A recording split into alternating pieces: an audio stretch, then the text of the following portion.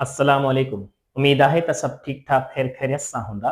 हाणे असां कंसीडर था कयूं एक्स ऐं वाई जे बेसिस ते कंपोनेंट्स ऐं हितां असां उन प्रोजेक्टाइल खे थ्रू कराईंदासीं। ठीकु आहे, नोट कजो ऐं ॻाल्हियूं हींअर असांजूं अहम खां अहम ॻाल्हियूं थींदियूं। ठीकु आहे, हाणे हितां असां ही प्रोजेक्टाइल कंसीडर था कयूं त ही वर्टिकल वेलासिटी जे बेसिस ते एंगल में हूंदो, नॉट स्ट्रेट वर्टिकल पर अपवर्ड असां मोशन करायूं था इनिशियली, त हिन जी वेलासिटी v हूंदी। हाणे हिन में जेकॾहिं ॿ कंपोनेंट कंसीडर कंदासीं त ही हूंदो vx ऐं ही हूंदो vy। हाणे ही ऑब्लिक असां पढ़ी आया आहियूं त थीटा जॾहिं असांजी is not equal to 0 degree हुजे या लेस देन 90 हुजे तॾहिं असां ऑब्लिक खे कंसीडर कंदा आहियूं। हाणे हिन में तव्हां खां पुछियो वेंदो मे बी हीअ असांजी जेकी पॉइंट आहे इनखे इनिशियल त भली चओ, लेकिन इनखे चइबो पॉइंट ऑफ लॉन्चिंग। ठीकु आहे, जंहिं पॉइंट खां स्टार्ट थिए उनखे असां पॉइंट ऑफ लॉन्चिंग था चऊं ऐं जिथे थी एंड थिए हिनखे असां पॉइंट ऑफ लैंडिंग चवंदा आहियूं। पॉइंट ऑफ लैंडिंग, नोट करियो इहा ॻाल्हि। हाणे जेकॾहिं सवाल थिए हिते त what is the distance from point of launching to point of landing, यानी ही टोटल जेको ट्रेजेक्टरी आहे इन सॼे पाथ में हिन पॉइंट खां वठी वेंदे ओ हिन पॉइंट ताईं जेको ही डिस्टेंस आहे हॉरिजॉन्टली आहे त इनखे असां चवंदा आहियूं रेंज। त व्हाट इज रेंज जेकॾहिं पुछियो वञे त horizontal distance from point of launching to point of landing is called range हूंदो आहे। ऐं जेकॾहिं तव्हां खां केरु पुछे बाबा पार्टिकल प्रोजेक्टाइल के मैक्सिमम पॉइंट ताईं वियो त मैक्सिमम पॉइंट ताईं जेको वर्टिकल डिस्प्लेसमेंट कवर कंदो त उनखे असां चवंदा आहियूं हाइट।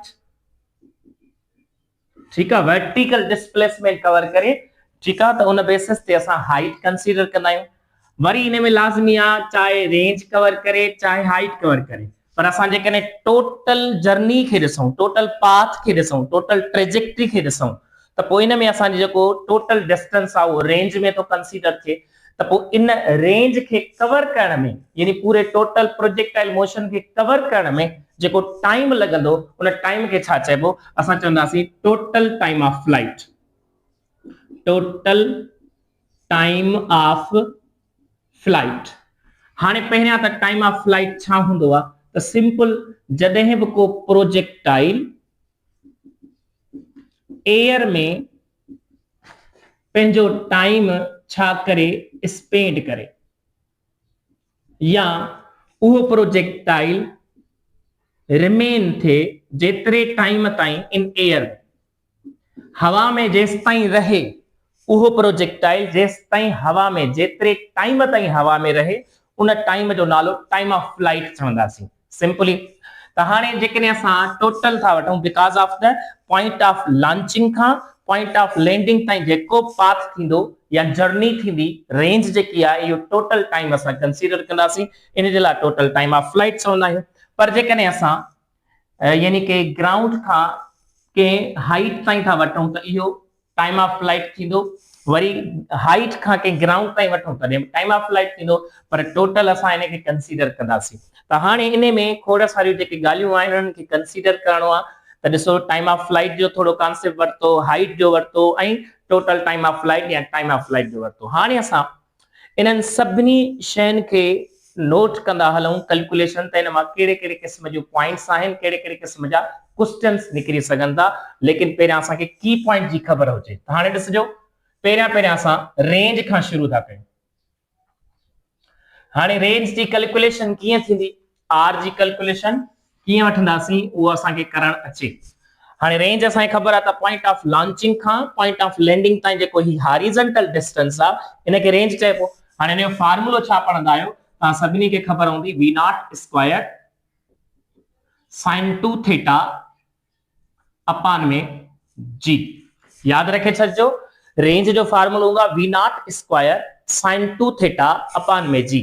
साइन 2 थीटा, 2 मथे हूंदो, हेठां सिंगल जी हूंदी, जी हाइट ऐं रेंज में स्टूडेंट्स मुंहिंजी पवंदा आहिनि फॉर्मूले में, त इहो नोट कजो 2 मथे हूंदो ऐं हेठियां सिंगल जी हूंदी, त इहो असांजो रेंज जो फॉर्मूलो आहे। हाणे असांखे ख़बर आहे त रेंज छाते डिपेंड थी करे। ॾिसो रेंज डिपेंड कंदी आहे वेलासिटी ते, रेंज डिपेंड कंदी आहे एंगल ते, ऐं रेंज डिपेंड कंदी आहे ग्रेविटी ते। लेकिन असां ग्रेविटी त कांस्टेंट था कंसीडर कयूं, इन जे करे ग्रेविटी सां असां रिलेशन न वठंदासीं, बिकॉज़ ऑफ असां सॼो प्रोजेक्टाइल मोशन में जी खे कांस्टेंट कंसीडर कंदा आहियूं। That is the point.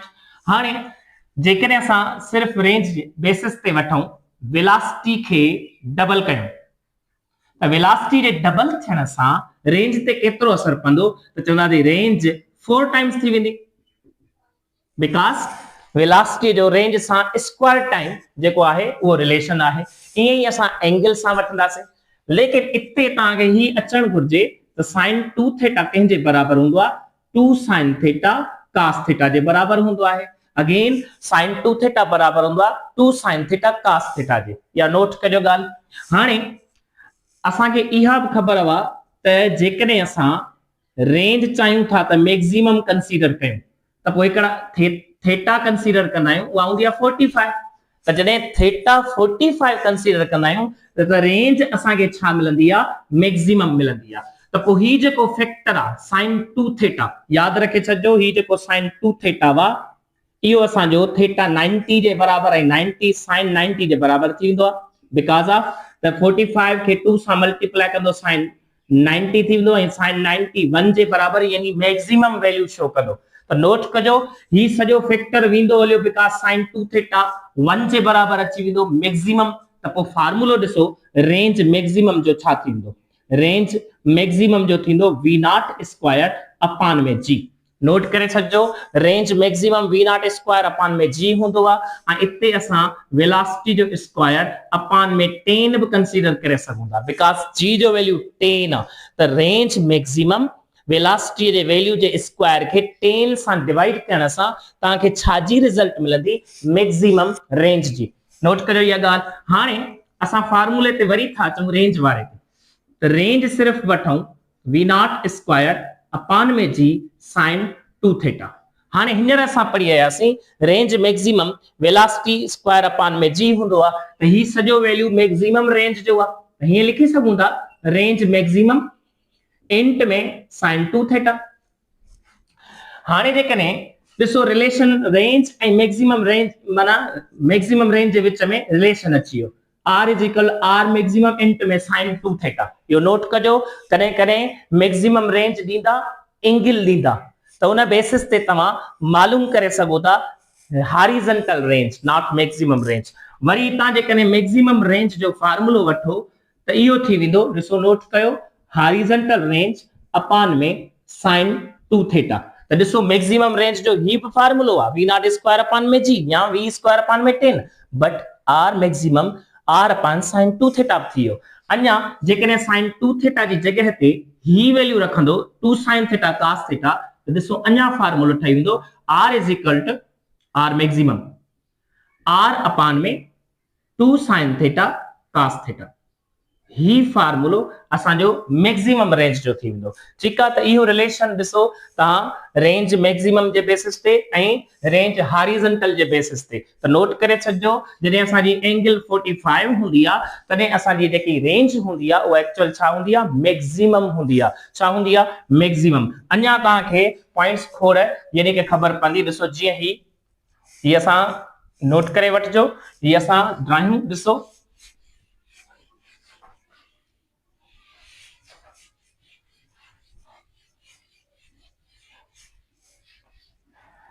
हाणे जेकर तव्हां खां पुछो वञे त रेंज कहिड़ी थीटा ते,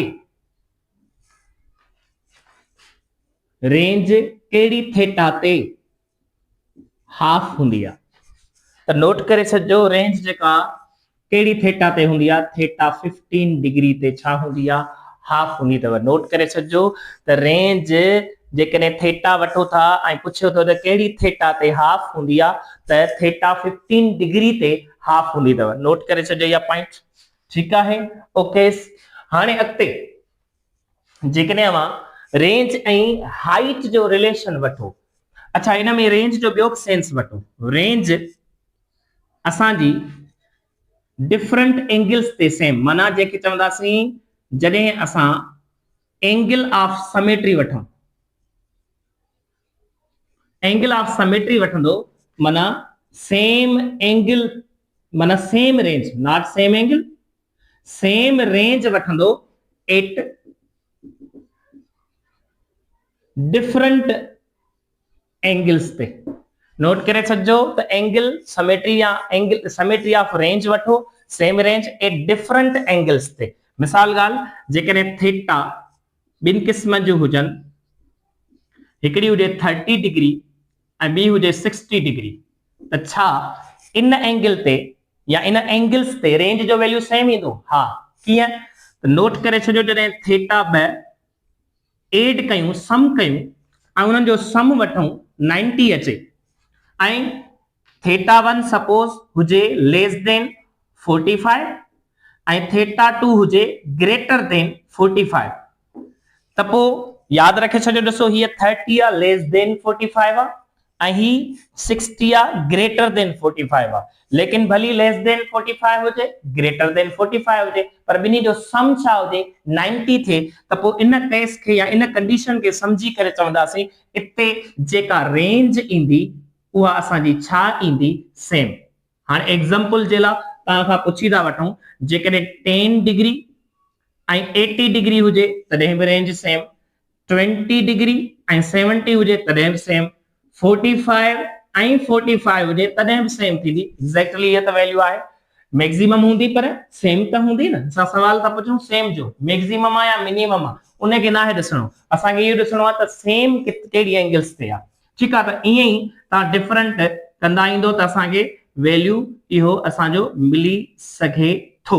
ठीकु आहे, त इहे ॻाल्हियूं कैलकुलेशन कयो। जीअं सपोज 40 ऐं 50 हुजे त पोइ इन में असां ईअं 100 आन इहे कैलकुलेशन कंदा हलजो, तव्हांखे सम्झ में ईंदी वेंदी त एक्चुअल में असांजी डिफरेंट एंगल्स ते असांजी रेंज छा थींदी आहे? सेम थींदी आहे। अञा जेकॾहिं तव्हां खां केरु पुछे रेंज मैक्सिमम वेलासिटी कहिड़ीअ ते डबल थींदी आहे? नोट करे छॾिजो, अगेन रेंज हुजे मैक्सिमम पर वेलासिटी कहिड़ीअ ते रेंज डबल थींदी आहे? मैक्सिमम रेंज कहिड़ी वेलासिटी ते डबल थींदी आहे? त पोइ असां चवंदासीं वेलासिटी पहिरीं जेकी बि हुजे, सपोज 100 हुजे, 200 हुजे, 300 हुजे, 50 हुजे, 10 हुजे, कहिड़ी बि वेलासिटी हुजे, उन वेलासिटी खे मल्टीप्लाई कबो √2 सां।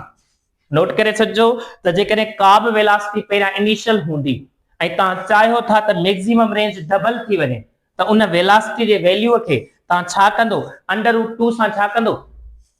मल्टीप्लाई कंदो। सपोज जेकॾहिं वेलासिटी हुजे 100, मल्टीप्लाई कयो √2 सां, पोइ हिन जेका रिज़ल्ट ईंदी उन वैल्यू ते तव्हांखे जवाब जेको रेंज जो मिलंदो, मैक्सिमम रेंज जो जेको वैल्यू मिलंदो उहो डबल थी मिलंदो। नोट करे छॾियो इहा ॻाल्हि। ठीकु आहे, इहे पॉइंट अथव तव्हांजे रेंज जे हवाले सां। हाणे असां रिलेशन था वठूं रेंज ऐं हाइट जे विच में, ऐं उन सां गॾियल जेके ॻाल्हियूं आहिनि उहे वठंदासीं। उन खां पोइ टाइम ऑफ फ्लाइट जो वैल्यू वठणो आहे ऐं उन्हनि सां जेके गॾियल ॻाल्हियूं हूंदियूं उहे वठंदासीं। त नोट कंदा हलजो, ही शयूं अथव वॾियूं अहम, ऐं इन मां ई क्वेश्चन्स मोस्टली पुटअप थींदा अथव। ठीकु आहे, सो हाणे असां नोट करे वठूं ॻाल्हियुनि खे त रेंज पहिरियां त हाइट आहे छा? असां सभिनी खे ख़बर आहे त जॾहिं वर्टिकल डिस्प्लेसमेंट थींदो आहे, vertical displacement at peak point ताईं, त उहो असां वठंदा आहियूं हाइट। हाणे हाइट जो फार्मूला असांखे ख़बर हुअणु घुरिजे। ठीकु आहे, त हाइट जो जेको फार्मूलो हूंदो आहे उहो हूंदो आहे v0 square sine square theta upon में 2g। ॾिसो रेंज जे फार्मूले में मथे 2 हुयो ऐं हिते ॾिसो g सां 2 आहे, त इहा पॉइंट नोट कजो। हाणे ॾिसो हाइट वेलासिटी ते बि डिपेंड करे थी, एंगल ते बि डिपेंड करे थी। हुन में साइन 2 थीटा एंगल जे बेसिस ते हो, हिन में एंगल जे बेसिस ते स्क्वायर वठंदासीं। ठीकु आहे, त हाणे ही बि हाइट जो रिलेशन में वेलासिटी सां स्क्वायर टाइम आहे, जेकॾहिं वेलासिटी डबल कंदो त हाइट 4 टाइम्स थी वेंदी।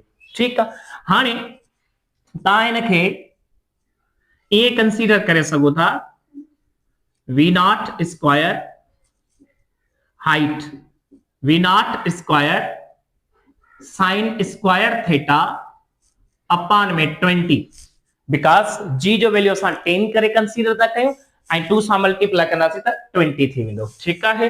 हाणे जेकॾहिं थीटा कंसीडर कयूं 90 एग्जैक्टली त पोइ जेका हाइट आहे उहा असांजी छा थी वेंदी मैक्सिमम। त ॿुधायो कहिड़ी एंगल ते हाइट असांजी छा मिलंदी आहे मैक्सिमम मिलंदी आहे।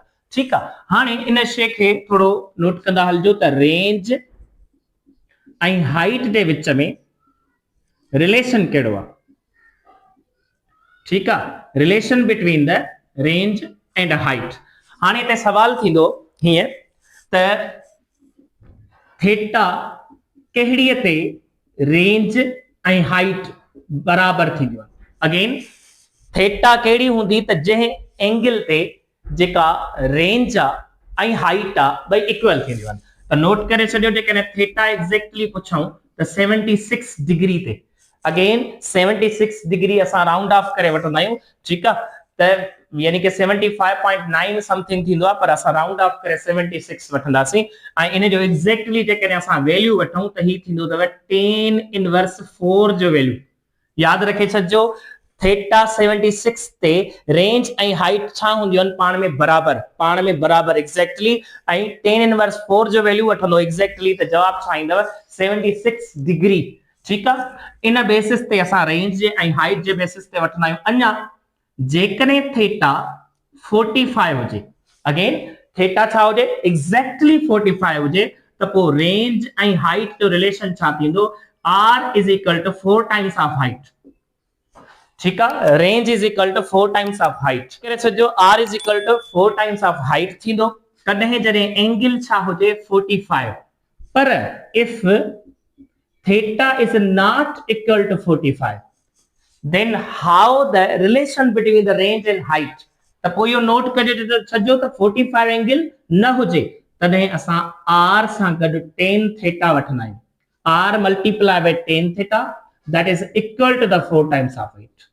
इहो पॉइंट नोट करे छॾिजो त जॾहिं बि असां यानी कि एंगल एग्जैक्टली 45 वठूं त r is equal 4 times of height ऐं बराबर न हुजे 45 त r सां गॾु tan theta मल्टीप्लाई थींदो पोइ 4 टाइम्स ऑफ हाइट असां कंसीडर कंदा आहियूं।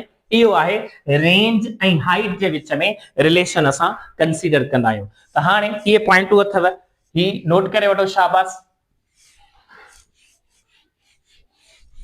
हाणे असां इहो कंसीडर कयूं त जेको असांजो टाइम ऑफ फ्लाइट आहे उहो असांजो छा थींदो। असां हिते शेप ठाहे छॾियूं प्रोजेक्टाइल मोशन जे बेसिस ते त ही पॉइंट ऑफ लॉन्चिंग आहे ऐं ही पॉइंट ऑफ लैंडिंग आहे।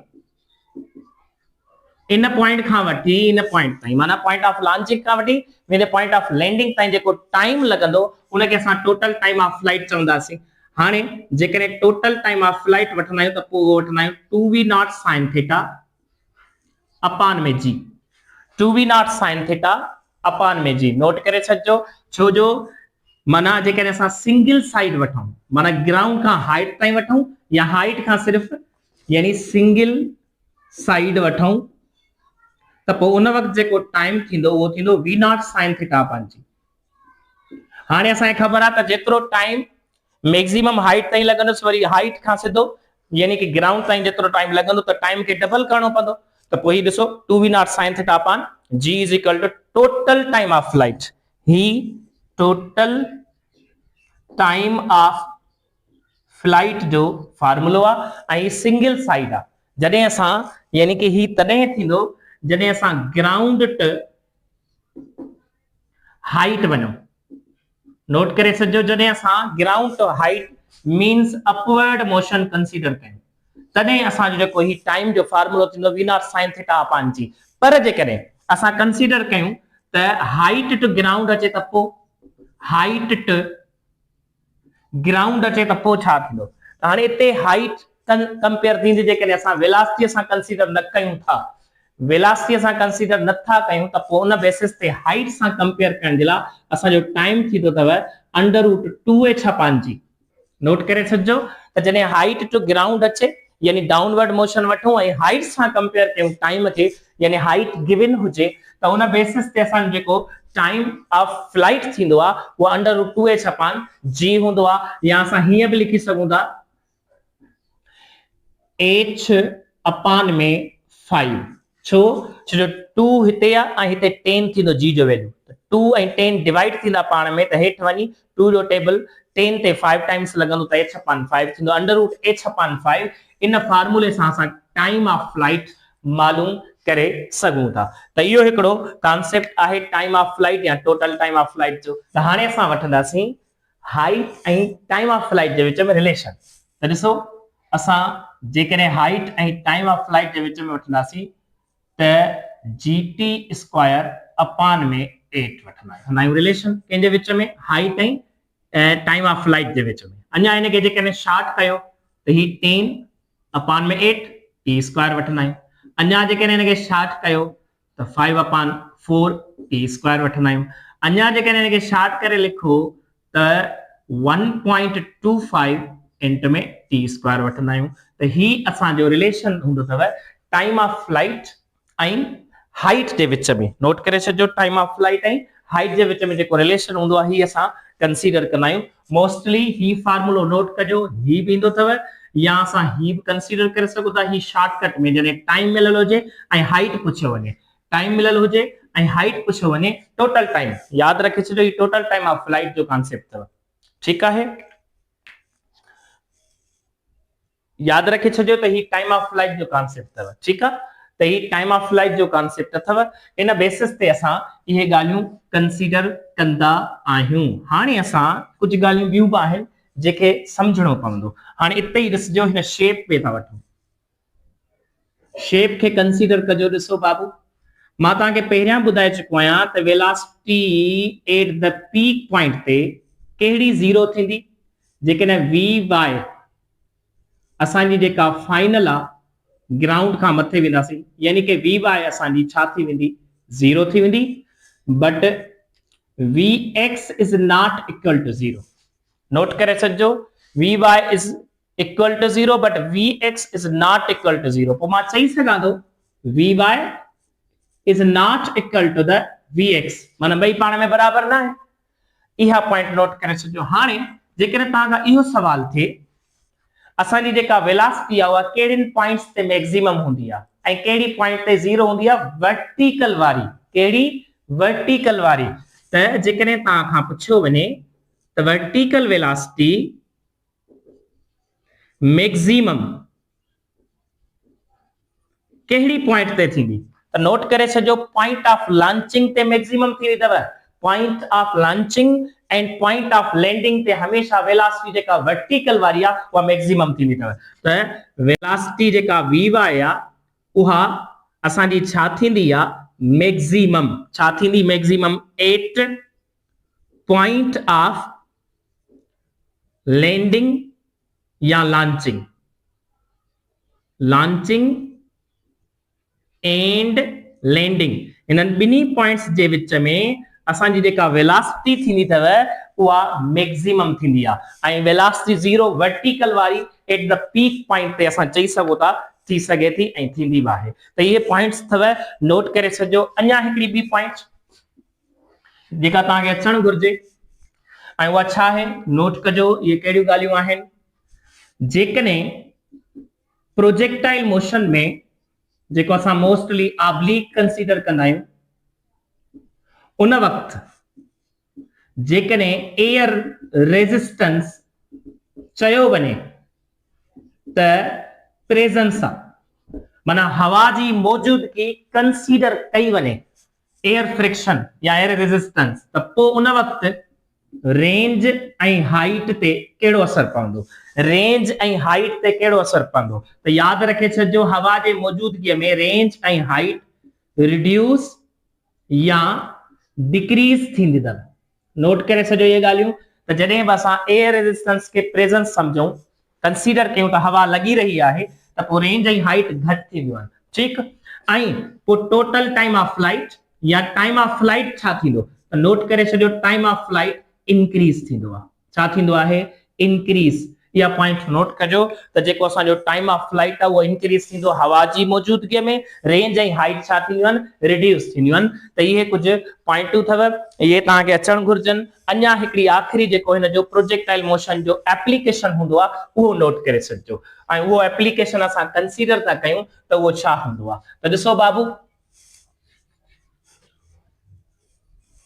जीअं असां बैलिस्टिक मिसाइल वठंदा आहियूं, बैलिस्टिक मिसाइल इहो चइबो आहे त इहो हूंदो आहे अनपावर्ड या एंड अनगाइडेड हूंदो आहे। माना हिन खे एक्सटर्नल या एक्स्ट्रा पावर ॾियण जी ज़रूरत न हूंदी आहे हलाइण जे लाइ, ऑपरेट करण जे लाइ, या कंहिं बि माण्हू यानी गाइड जी ज़रूरत न हूंदी आहे। ठीकु आहे, त ही अनपावर्ड हूंदो आहे ऐं अनगाइडेड हूंदो आहे। ठीकु आहे, ऐं उन खां अलावा हिन जी जेका रेंज हूंदी आहे हिन मिसाइल जी उहा शॉर्ट हूंदी आहे, शॉर्ट रेंज जे लाइ इस्तेमाल कयो वेंदो आहे। छाजे लाइ? बिकॉज लेस एक्यूरेसी, हिन जी एक्यूरेसी एतिरी तमामु वधीक भली न हूंदी आहे, ईअं खणी चओ लेस एक्यूरेट हूंदो आहे, इन जे करे हिन जी रेंज जेका हूंदी आहे उहा शॉर्ट कंसीडर कई वेंदी आहे ऐं अनपावर्ड ऐं अनगाइडेड हूंदो आहे। त ही ओवरऑल ॻाल्हियूं जेके अथव ये प्रोजेक्टाइल मोशन जे हवाले सां अथव, ये ज़रूर तव्हांखे प्रैक्टिस करणु घुरिजनि। हाणे असां अॻियां जेको डिस्कस कंदासीं उहो इन्हनि पॉइंट्स जे बेसिस ते एमसीक्यूज़ कंसीडर कंदासीं जेके पास पेपर में बि आयल हुजनि, ऐं असां ॾिसूं त वाकई क्वेश्चन कीअं थींदा आहिनि। ठीकु आहे, शाबाश, थैंक यू।